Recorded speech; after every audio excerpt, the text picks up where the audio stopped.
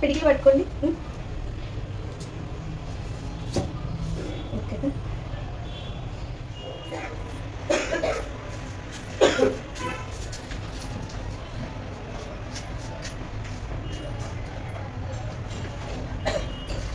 వామిటికి వచ్చినట్టు ఏమన్నా ఏం లేదు కదా, మాట్లాడు బిగుసుకుంటున్నా.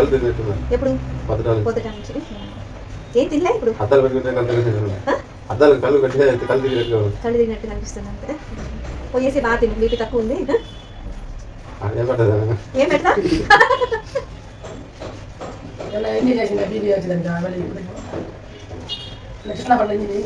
అవునా, వేసారు ఇంజక్షన్.